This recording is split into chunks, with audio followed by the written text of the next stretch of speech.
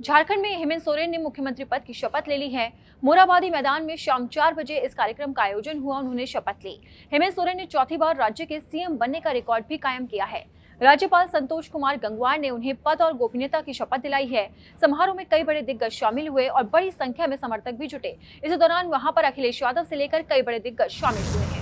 प्रियंका गांधी ने सांसद के रूप में शपथ ले ली है। लोकसभा अध्यक्ष ओम बिरला ने उन्हें शपथ दिलाई है। इसके साथ ही देश की संसद में गांधी परिवार के एक और सदस्य का प्रवेश हो चुका है। प्रियंका गांधी नेहरू परिवार की 16वीं सदस्य हैं जो लोकसभा के लिए निर्वाचित हुई हैं। देश के संसदीय इतिहास में ऐसा कभी नहीं हुआ जब लोकसभा में गांधी परिवार का कम से कम एक सदस्य न पहुंचा हो। अजमेर शरीफ दरगाह को हिंदू मंदिर बताने वाली याचिका को निचली अदालत ने बुधवार को मंजूर कर लिया है। कोर्ट ने सभी पक्षकारों को नोटिस जारी किया है और सुनवाई के लिए 20 दिसंबर 2024 की तारीख को तय किया गया है। असदुद्दीन ओवैसी ने इसी मामले में बयान दिया है। उन्होंने कहा है कि दरगाह पिछले 800 सालों से वहां है। नेहरू से लेकर प्रधानमंत्री दरगाह पर चादर भेजते रहे हैं। पीएम मोदी भी चादर भेजते रहे हैं। महाराष्ट्र में सीएम कौन बनेगा, इसे लेकर कुछ हद तक अब तस्वीर साफ हो चुकी है। कार्यवाहक सीएम एकनाथ शिंदे ने बीते दिन साफ कर दिया है कि उन्हें बीजेपी के किसी नेता के सीएम बनने से कोई भी आपत्ति नहीं है। उन्होंने कहा है कि पीएम मोदी जिसे चुनेंगे वो उसे मानेंगे। इस टिप्पणी के बाद माना जा रहा है कि फडणवीस के सीएम बनने की राह में अब कोई रोना नहीं है। कार्यवाहक सीएम एकनाथ शिंदे के बयान के बाद शिवसेना सांसद श्रीकांत शिंदे का बयान भी सामने आया। उन्होंने कहा कि उन्हें अपने पिता एकनाथ शिंदे पर गर्व है जो वर्तमान में महाराष्ट्र के कार्यवाहक मुख्यमंत्री हैं। श्रीकांत ने कहा है कि मेरे पिता ने व्यक्तिगत महत्वाकांक्षा को दरकिनार करते हुए गठबंधन धर्म का पालन करने का उदाहरण पेश किया है। जामा मस्जिद में सर्वे के दौरान हुई हिंसा में 4 लोगों की मौत के बाद पुलिस प्रशासन पूरी तरह से अलर्ट मोड पर है। अब सुरक्षा व्यवस्था में कोई चूक न रहे, इसके लिए रणनीति बनाई जा रही है। अहम बात यह है कि शुक्रवार को अदालत में वादी पक्ष को सर्वे रिपोर्ट पेश करनी है, तो वहीं प्रतिवादियों की ओर से अपना पक्ष रखा जाएगा। संसद के शीतकालीन सत्र का चौथा दिन भी बेशक विपक्ष की ओर से हंगामे की भेंट चढ़ गया हो, लेकिन सदन स्थगित होने से पहले एक बड़ी घटना हुई। इसके तहत लोकसभा ने वक्फ संयुक्त संसदीय समिति जेपीसी के विस्तार का प्रस्ताव स्वीकार कर लिया है। सत्र के पहले हफ्ते के अंतिम दिन यानी कि शुक्रवार को जेपीसी को वक्फ बिल पर अपनी रिपोर्ट संसद में पेश करनी थी। बिहार विधानसभा में आरजेडी विधायकों पर स्पीकर नंदकिशोर यादव के नाराज होने की घटना पर नेता प्रतिपक्ष तेजस्वी यादव ने अपना पक्ष सामने रखा है।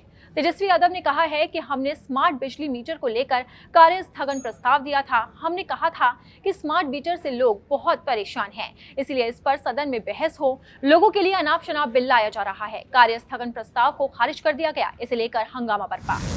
आम आदमी पार्टी के राष्ट्रीय संयोजक और पूर्व मुख्यमंत्री अरविंद केजरीवाल ने दिल्ली में बढ़ रही घटनाओं को लेकर गृह मंत्री अमित शाह पर जमकर निशाना साधा है। केजरीवाल ने साफ तौर पर कहा है कि दिल्ली की कानून व्यवस्था ध्वस्त हो चुकी है। लूट, फिरौती, गैंगवार और दुष्कर्म जैसी घटनाएं दिल्ली की पहचान बन गई है। 10 साल पहले दिल्ली वालों ने हमें स्कूल, हॉस्पिटल और अन्य व्यवस्थाएं सुधारने के लिए जिम्मेदारी दी थी। दिल्ली के प्रशांत विहार में गुरुवार सुबह 11:30 बजे तक सब कुछ रोजाना की तरह से नॉर्मल चल रहा था। अचानक से एक तेज धमाका हुआ और कई किलोमीटर तक लोग टहल उठे। इस दौरान जो जहां था वहीं पर ही सहम उठा। इसके बाद लोगों ने देखा तो हर तरफ धुएं का गुबार फैला हुआ था। इलाके के लोग इस वजह से भी पूरी तरह से सहम गए थे। भारतीय सेना ने परमाणु हमला करने में सक्षम बैलिस्टिक मिसाइल का सफल परीक्षण किया है। भारत ने परमाणु सक्षम 3500 किलोमीटर रेंज वाली बैलिस्टिक मिसाइल को आईएनएस अरीघाट पनडुब्बी से लॉन्च किया। भारतीय सेना ने हाल ही में शामिल की गई परमाणु पनडुब्बी आईएनएस अरीघाट से 3500 किलोमीटर की क्षमता वाली K4 बैलिस्टिक मिसाइल का सफल परीक्षण किया है। दिल्ली एनसीआर में AQI गंभीर श्रेणी में दर्ज किया गया है। AQI-CN के अनुसार सबसे ज्यादा गुरुग्राम सेक्टर 51 का AQI 999 दर्ज किया गया। दिल्ली एनसीआर में गंभीर श्रेणी में चल रहे AQI से हवा जहरीली बनी हुई है। इस जहरीली हवा से लोगों का दम घुट रहा है। वहीं लोगों को गले में खराश और सांस लेने में जैसी दिक्कतें सामने आ रही है। उत्तर भारत में अब ठंड बढ़ने लगी है। दिल्ली में तापमान गिर रहा है और आने वाले कई दिनों में न्यूनतम तापमान में गिरावट देखने को मिलेगी। वहीं मौसम विभाग ने दिल्ली एनसीआर समेत यूपी, राजस्थान और पंजाब समेत कई शहरों के लिए कोहरे को लेकर अलर्ट जारी किया है। मौसम विभाग के अनुसार स्मॉग और मध्यम श्रेणी का कोहरा लोगों को परेशान करेगा। इस वजह से सुबह में ठंड बढ़ सकती है। आतिशी सरकार ने दिल्ली इलेक्ट्रिकल व्हीकल पॉलिसी को मार्च 2025 तक बढ़ाने का फैसला किया है। उन्होंने कहा है कि 1 जनवरी 2024 और उसके बाद खरीदे गए इलेक्ट्रिक वाहनों पर सब्सिडी मिलेगी और रोड टैक्स में छूट भी दी जाएगी। आपको बता दें कि दिल्ली ईवी पॉलिसी का मकसद राजधानी दिल्ली में ई व्हीकल की खरीद को बढ़ावा देना है। पाकिस्तान और चीन की दोस्ती अच्छी मानी जाती है।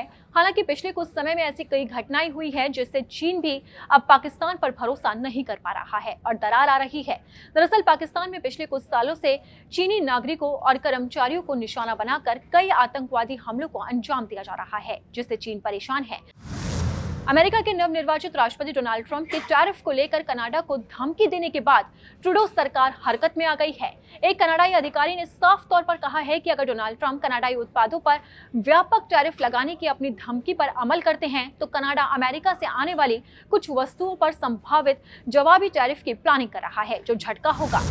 CISF कर्मियों को अब सेवानिवृत्ति के बाद पेंशन और अन्य भत्तों के लिए महीनों का इंतजार और दफ्तरों के चक्कर नहीं काटने होंगे।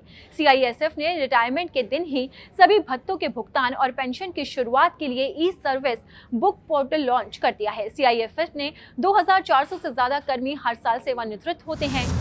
न्यूजीलैंड बनाम इंग्लैंड के बीच 3 मैचों की टेस्ट सीरीज का पहला टेस्ट क्राइस्टचर्च के हेगले ओवल मैदान पर खेला जा रहा है। मैच के पहले दिन दोनों टीमों के बीच कड़ा मुकाबला देखने को मिला है। पहले दिन स्टंप तक न्यूजीलैंड की टीम ने 8 विकेट के नुकसान पर 319 रन बना लिए हैं। मैच के पहले दिन लंबे समय के बाद वापसी कर रहे केन विलियमसन का बल्ला गर्जा। भूल भुलैया 3 का बॉक्स ऑफिस पर कहर खत्म होने का नाम नहीं ले रहा है। फिल्म सिनेमाघरों में अपना 1 महीना पूरा करने जा रही है और अच्छा प्रदर्शन कर रही है।